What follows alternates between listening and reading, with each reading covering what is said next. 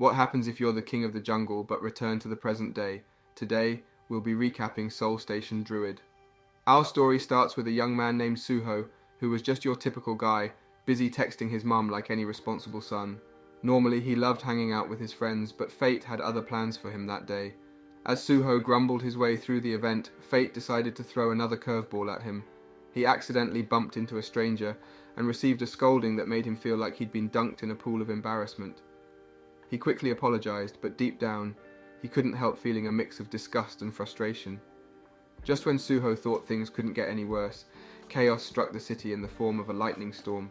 One strike after another, the sky turned into a dazzling spectacle of destruction. It was like watching a fireworks display gone horribly wrong. Suho stood there in awe, unable to comprehend the sheer devastation unfolding before his eyes. People were dying left and right, and all he could think about was how to save himself. With panic driving his every move, Suho sprinted through the chaos, desperately trying to escape the wrath of the relentless lightning. But just as he thought his luck had run out, he spotted a truck barreling towards him. In that heart-stopping moment, it felt like his life was flashing before his eyes. And then, a miraculous twist of fate occurred.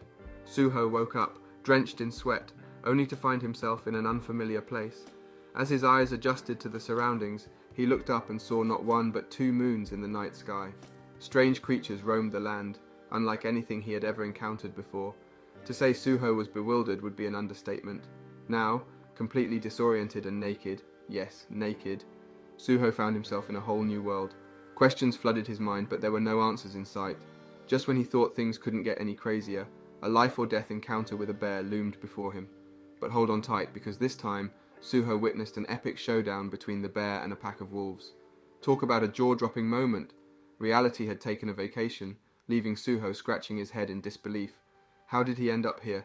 Before we continue, take a moment to answer the question of the day. Who is your all-time favourite manhwa protagonist and why?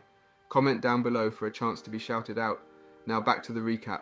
In a world where survival is everything, Suho dashes with all his might, unaware of his destination, but driven by an unstoppable need to run. Suddenly, a mysterious window startles him, announcing that his stamina has increased by 1. Caught off guard, Suho stumbles and falls to the ground.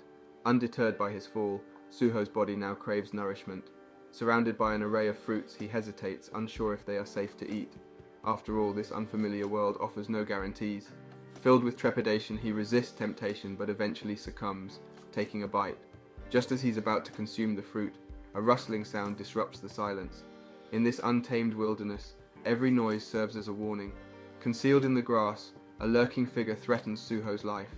Without warning, a colossal snake lunges forward, ready to strike. Yet fate twists the predator's fortune, as an even greater force, a giant frog, from above intervenes and turns it into prey. In a matter of minutes, Suho narrowly escapes death twice in this enigmatic realm. Uncertain of how long he can survive, he realizes that miracles can't happen at every turn. To endure, he must acquire skills and knowledge, for each day in this place is a grueling contest where only the strongest prevail. As 66 days pass, Suho clings to life, relentlessly pursued by a pack of wolves. He knows they will never cease their chase until he takes his last breath. Accepting his new reality, he understands that constant self-improvement is the only wise choice. A year elapses, and Suho has grown immensely since his arrival. He now possesses the strength to lift heavy objects, aiding in his quest for sustenance. Having secured a giant banana as his daily nourishment, Suho remains haunted by the persistent presence of a white wolf cub fixated on him. As he devours the fruit, an ominous feeling envelops him, and he turns to discover a charging gorilla.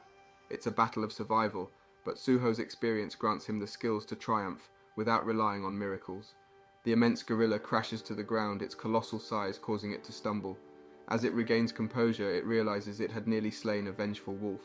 Like any wild predator, the gorilla detests being challenged by a weaker creature. It bellows, attempting to frighten the wolf away, but the determined predator refuses to retreat. The gorilla strikes, but its efforts fall short, leaving it no choice but to strike again. In a courageous act, Suho intervenes, thrusting a blade into the gorilla's eye, intensifying its fury beyond measure. The wolf seizes the opportunity to flee, yet Suho cannot escape. Now, he must confront an enraged gorilla, more determined than ever to claim his life.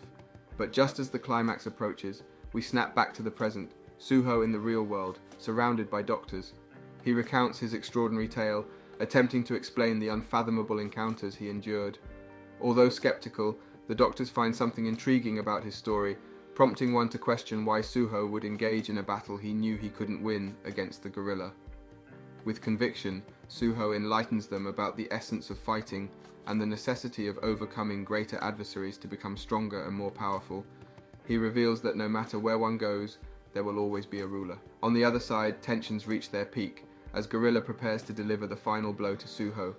But just when all hope seems lost, a surprising turn of events unfolds. Out of nowhere, a majestic white wolf leaps into action, lunging at the gorilla with ferocious determination.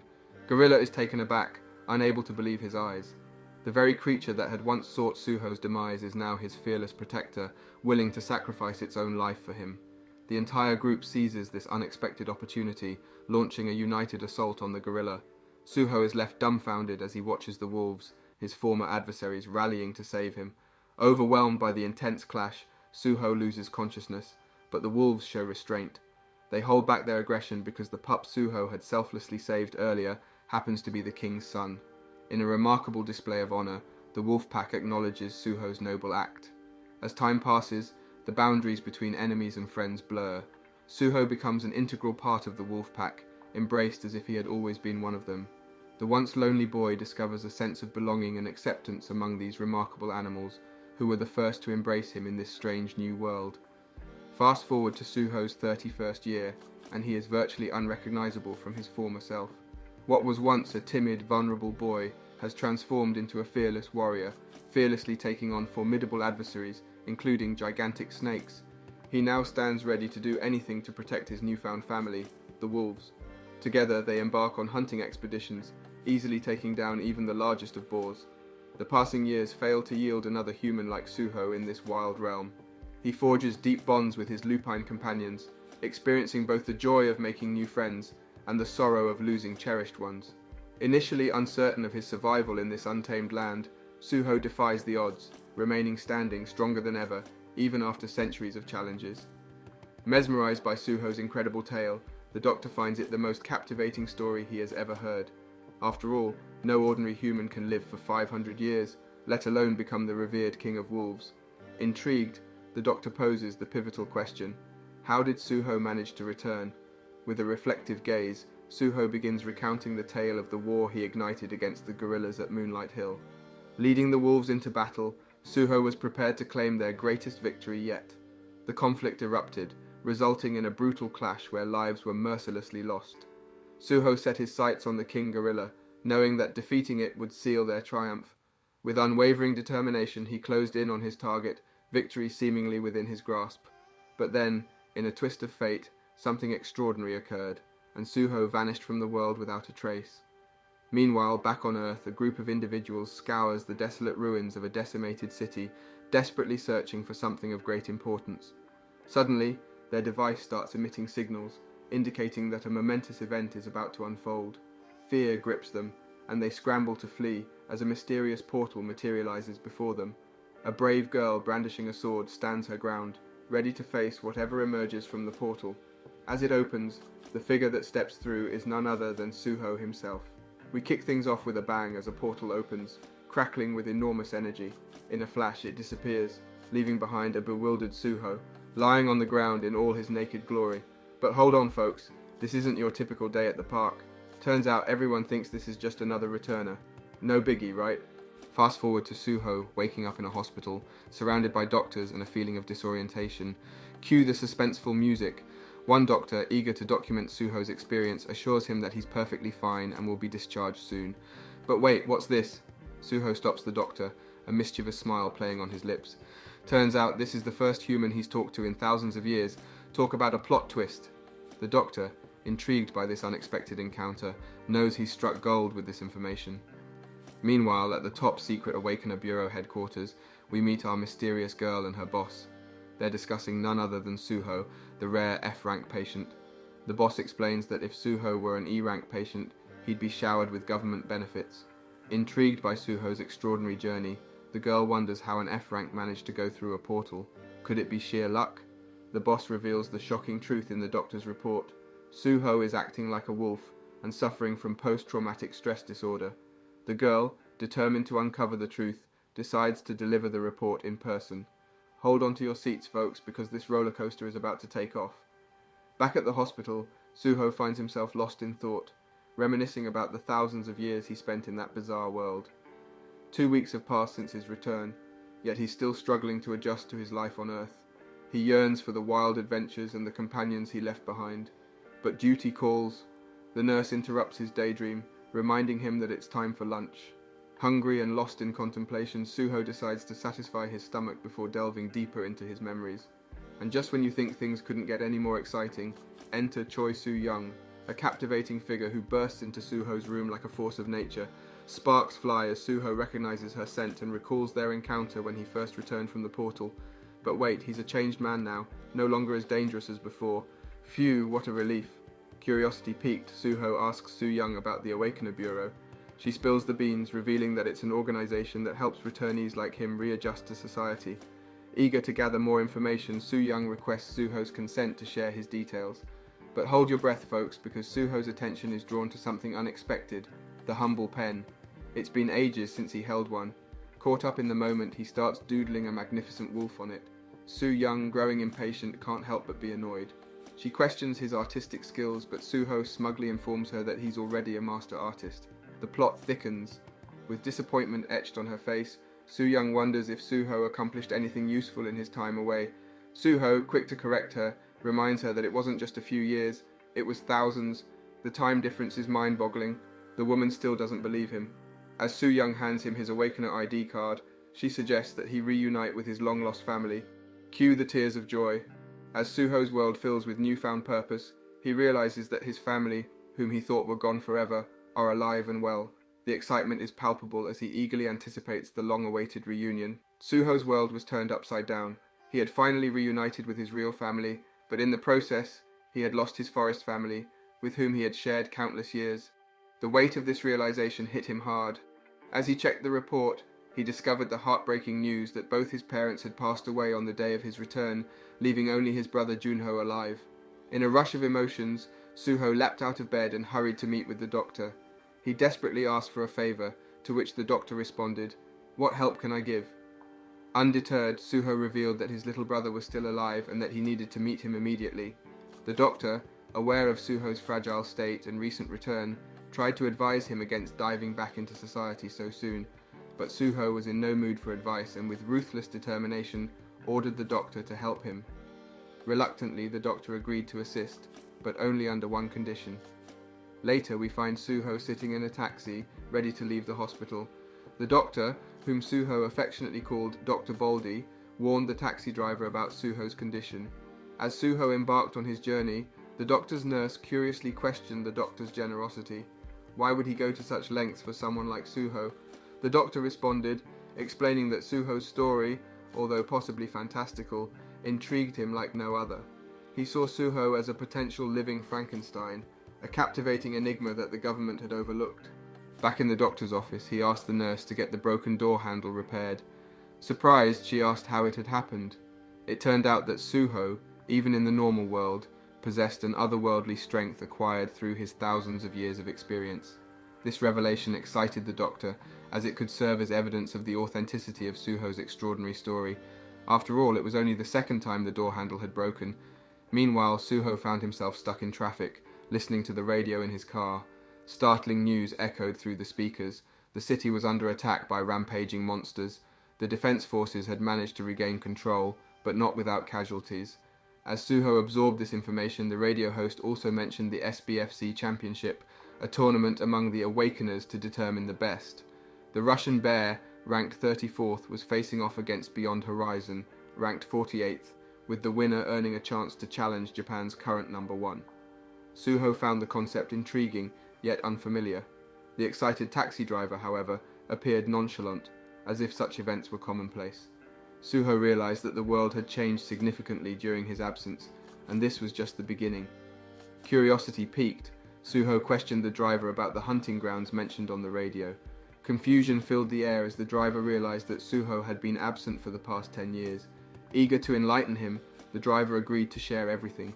He revealed that a decade ago, a door to a different world had opened, not just in Korea but worldwide. marking the disastrous Day of the Great Disaster. As a result, Earth became connected to numerous other realms, and hordes of monsters invaded. The devastation was unimaginable, resulting in the loss of 10% of the global population in a single day. Governments across the globe deployed armies, but they quickly discovered that conventional forces stood no chance against the monster onslaught. Those who had disappeared during the Great Disaster became known as Awakeners, and were granted licenses to become mercenaries. It was their duty to eliminate the monsters in exchange for payment. Over time, mercenary work evolved into a full-fledged industry, with guilds forming and life becoming dependent on their services. They were humanity's only defense against the relentless monsters.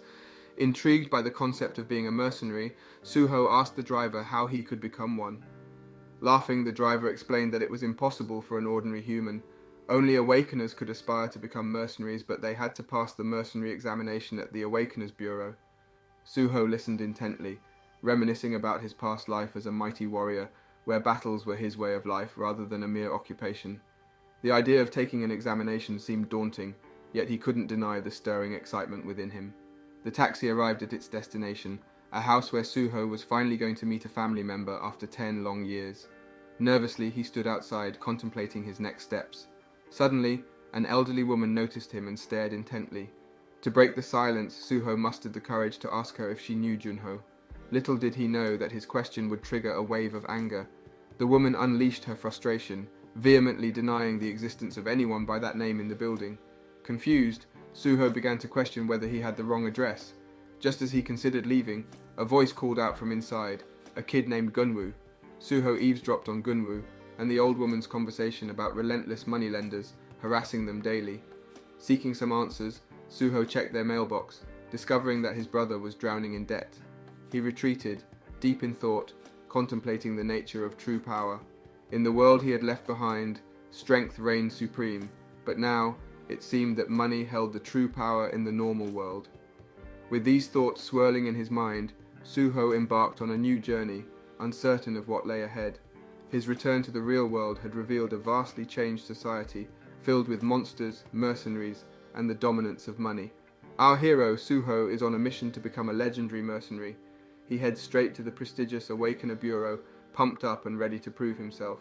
But alas, his dreams are crushed when his application gets rejected. What? How could they do this to our determined protagonist? Suho objects, expressing his disbelief. After all, he's a total freak who just returned to Earth 2 weeks ago. The receptionist sympathetically explains that most people perish when the portal opens, and they can't just let anyone become a hunter. Harsh, but fair, right? Now here's where things get interesting. Suho finds out that he's 4 Awakener points short of being eligible for the exam. Cue dramatic music. The receptionist suggests he either join Awakener school or manually increase his points. Until then, no exam for Suho. Talk about a setback on his path to mercenary greatness. But wait, what's that? As Suho is leaving, he spots a captivating bounty poster. It catches his eye like a moth to a flame. The poster boasts the name Suwon Field's Goblins, a monster that's just begging to be defeated. Suho's curiosity and determination are piqued. Could this be his chance to prove himself? While riding in a taxi, our hero can't help but ask the driver about the abundance of walls surrounding the city. The driver gladly fills him in on the secret. Seoul is divided into 12 areas, protected by these walls and multiple gates. It's like a whole new world within the city. Finally arriving at gate 27, Suho's excitement is palpable. He's about to enter the hunting grounds, and not even a smidge of nervousness or fear can be detected. He's a true warrior at heart, but hold on. 2 military guards abruptly halt Suho's progress, demanding to know his business. With confidence radiating from his every pore, Suho responds with a single word: hunting. The guards, unimpressed, ask to see his mercenary license. To their surprise, and his, Suho confesses he has none. And just when things couldn't get more intense, a wild, monster-filled car chase appears out of nowhere. The guards shift their attention to the unfolding chaos, leaving Suho unattended for a brief moment. Sneaky Suho takes advantage of the situation, disappearing like a phantom. Now, our resourceful hero knows he needs to prepare for his mercenary endeavours. He starts by gathering essential items like a car and a smartphone. After all, one must be well equipped to hunt monsters effectively. As the sun sets and the sky turns a mesmerizing shade of blue, Suho finds himself lost in nostalgic memories. It's a serene moment that reminds him of his past, the countless years he spent honing his physical skills. And guess what? He hasn't lost a single one of them. They're as sharp as ever, ready to be unleashed on the world. With his goal of becoming a mercenary burning brightly in his heart, Suho stumbles upon a group of monsters surrounding a defenseless creature. This, he decides, is the perfect opportunity to put his skills to the test and protect mankind. In a breathtaking display of strength and prowess, Suho engages the monsters, dispatching them with ruthless efficiency. It's like he's reliving his battles against the otherworldly creatures he once faced. The adrenaline rushes through his veins as victory is secured. But wait, out of the blue, a mysterious screen pops up before him, displaying the intriguing message, "Searching for your class." Suddenly it feels as if Suho is immersed in a high-tech gaming experience, with screens surrounding him like an immersive virtual world. What could this system error mean? Suho is left puzzled, eager to unravel this enigma. Suho finds himself under attack. The monsters think they have the upper hand, but little do they know that Suho is about to teach them a lesson they won't soon forget. With an effortless display of skill, he swiftly defeats each and every monster that dares to challenge him. Just as Suho revels in his victory, a puzzling message appears, indicating a system error and a failed attempt to reset his stats. Perplexed, he recalls similar messages from another world, where he once maxed out his physical abilities but stopped leveling up. To his surprise, it seems that this mysterious system has followed him to Earth. Suddenly, an achievement pops up before Suho's eyes. He realizes that this might be his awakening, a chance to uncover the true extent of his powers. With a total of 7 points at his disposal, Suho decides to spend them wisely. To his amazement, bread and water materialize before him, and he also notices a dying dog that he had saved earlier. With a twinge of sadness, Suho watches the dog pass away, making a solemn promise to take care of the orphaned puppy. Gazing into the innocent eyes of the puppy, Suho makes a life-changing decision. He chooses the pup as his loyal companion, forging a bond amidst loss and newfound responsibility. As morning breaks, Suho and the puppy bid their final farewell to the fallen mother dog, paying their respects. At Gate 27, a crowd eagerly awaits its opening. To everyone's astonishment, Suho emerges, accompanied by the defeated monsters he had vanquished. The once doubtful guards now stand in utter disbelief. How could someone effortlessly dispatch all these creatures and bring them to this very spot? Unfazed by the shocked onlookers, Suho heads to the counter to claim his well-deserved reward. He is handed a hefty sum of $2,100 in cash, a bounty for his goblin slaying and blood crystal collecting. Although he lacks a bank account, the receptionist suggests he register to make future transactions smoother.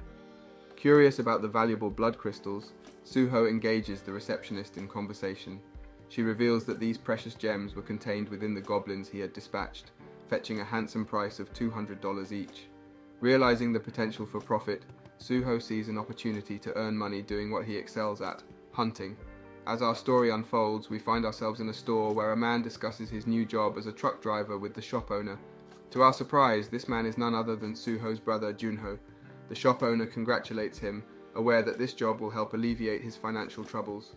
On his way back, Junho encounters Money, a menacing figure demanding payment for borrowed funds.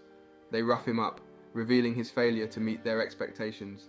In desperation, Junho hands over $2,240, the principal amount and interest for the month. However, this gesture falls short of the lender's demands, leading to further aggression. Overwhelmed and on the verge of despair, Junho breaks down, pleading for forgiveness and vowing to repay his debts within the given time. But just as his tormentors persist in their violent acts, a commanding voice pierces through the air, freezing them in their tracks. All eyes turn toward the source of the voice, revealing Suho in a furious rage, determined to protect his brother.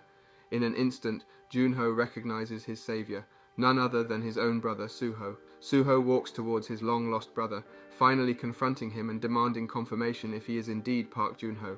But before we delve into their intense encounter, let's take a trip back in time to a fateful day before the great disaster. Even in this flashback, things aren't much different for poor Junho. Bullies at school relentlessly attack him, leaving him defenseless and desperate for help.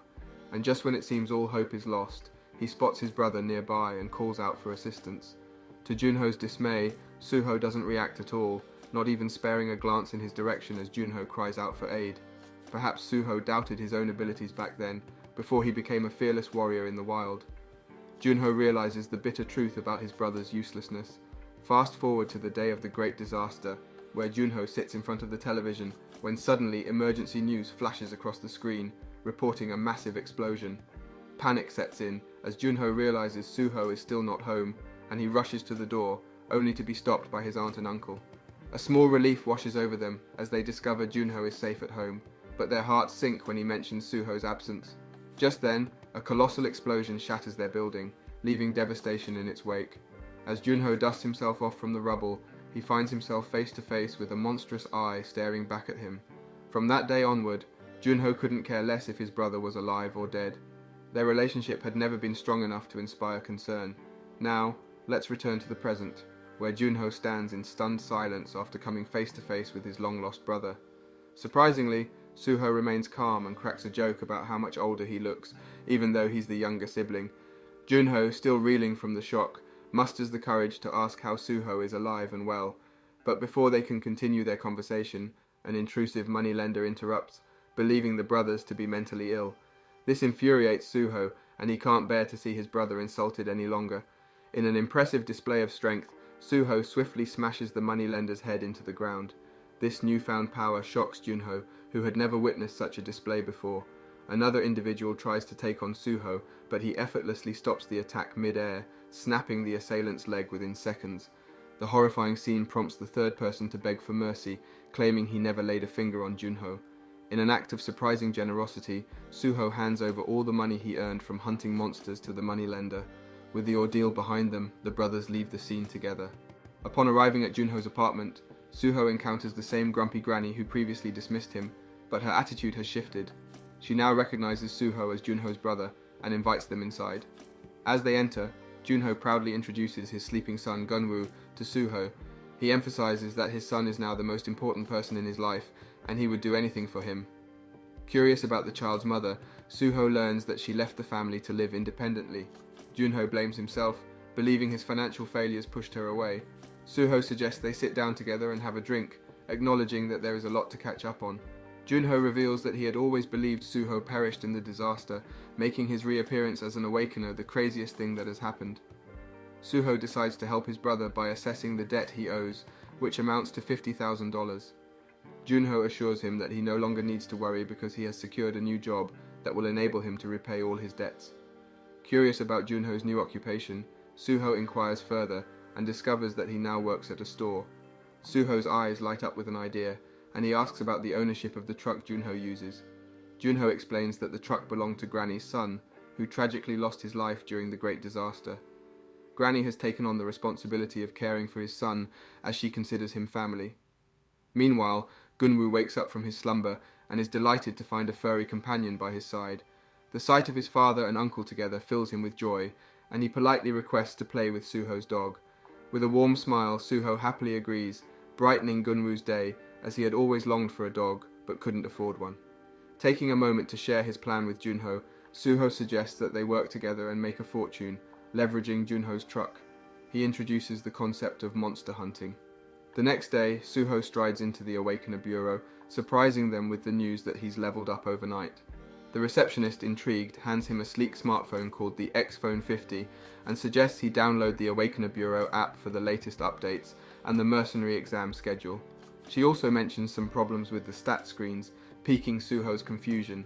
In a sudden twist, a screen materializes before Suho, displaying his still labeled level 1 stats.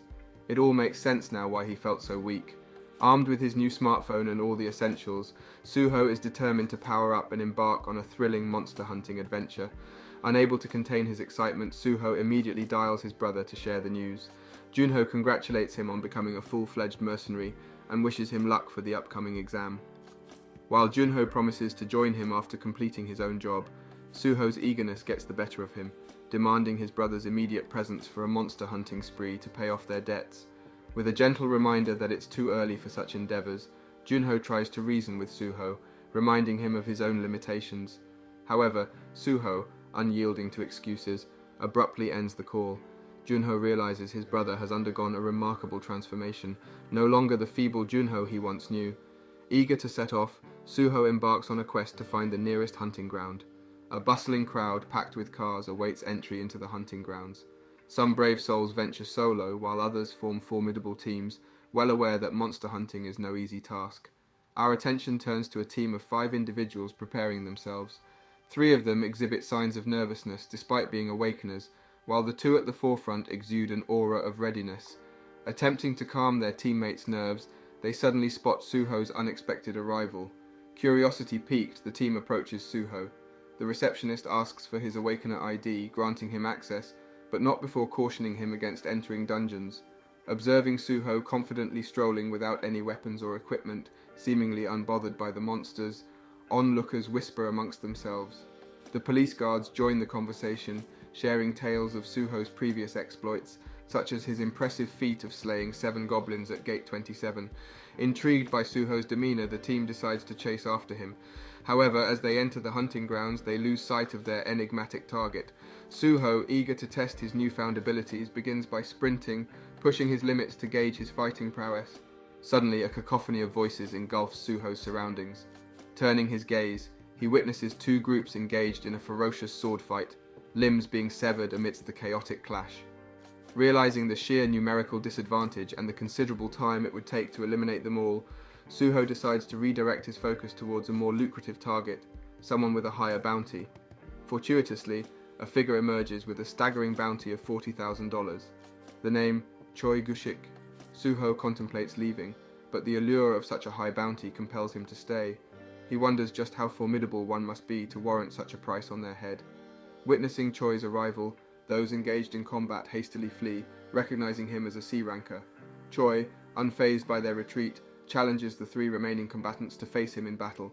Aware of their powerlessness against Choi, they resort to negotiation, offering anything to secure their escape. Yet Choi dismisses their pleas, finding the proposition tedious. However, just as Choi is about to crush them, Suho unexpectedly interjects, stunning everyone. Fearless and unwavering, Suho stands before Choi, seemingly unperturbed by the impending danger. Questioning Suho's identity and intentions, Choi receives no direct response. Instead, Suho brazenly asks if he is indeed the man with the $40,000 bounty. Frustrated, Choi repeats his query, only to be met with Suho's enigmatic reply, someone in dire need of money. Onlookers begin to worry for Suho, as no one in their right mind would willingly provoke a C-ranker. After all, Suho appears as nothing more than a mere child to them. Choi, disbelieving, asserts that Suho has made the worst decision of his life, insisting that it would have been better for him to stay away. Unfazed by Choi's words, Suho maintains his composure. Suddenly, an icy chill courses through Suho's body, rendering him unable to move. Choi revels in his victory, explaining that he can exert control over those who meet his gaze for more than 5 seconds.